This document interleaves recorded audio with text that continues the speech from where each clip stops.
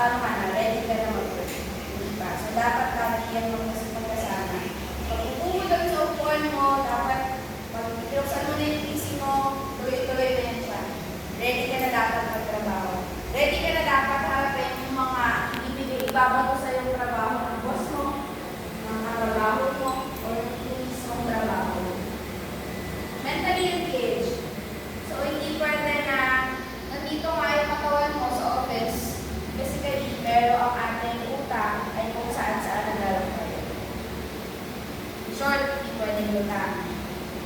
Though may days na ganun talaga, may iba't ibang dahilan kung ba, may mga iba't ibang root causes kung ba.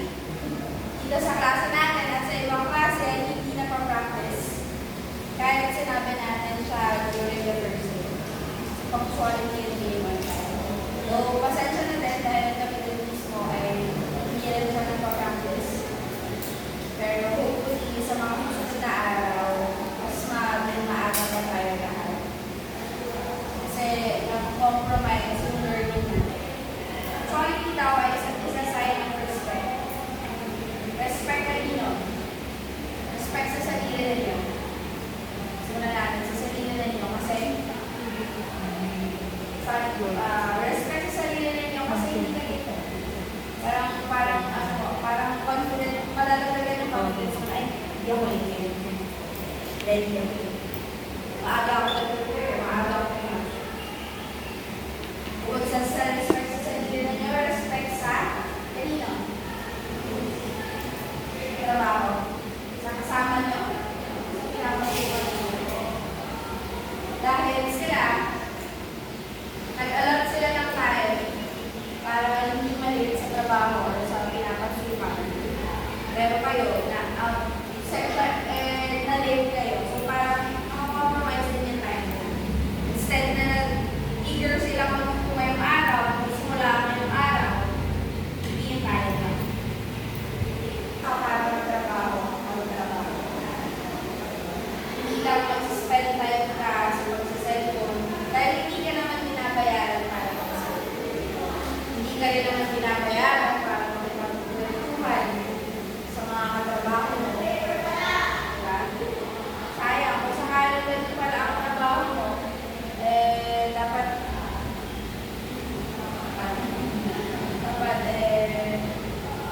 hindi ka naman.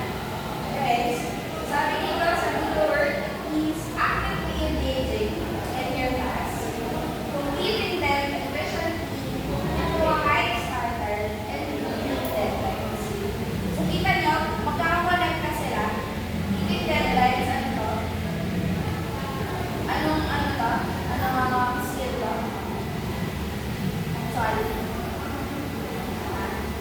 Completing them efficiently. Hindi lang dapat ready ka mag-work. Hindi lang dapat ginawa mo yung trabaho mo. Dapat ginawa mo yung trabaho mo ng tama. Hindi lang basta tinapos mo siya. Ay, hindi. May ano ka, pare, nagawin ka na ng to-do-list mo. Kailangan mo gawin mo. Ginawa mo siya kanina. Isang standard ba? Wala din. Sayang na effort. Sayang na yung sweldo. Diba? So, dapat, kapag gagawa tayo ng trabaho, do your best sa paggawa nyo. Dapat goal din natin is magawa siya ng maayos. At kung hindi man, is yung sapat doon sa sapat doon sa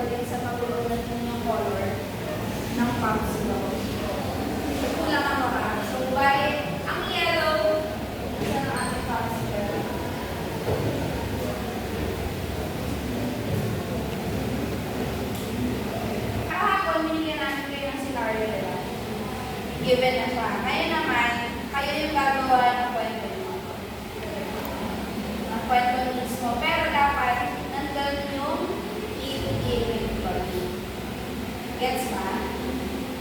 Gets yun? Kaya tayo, tuloy tayo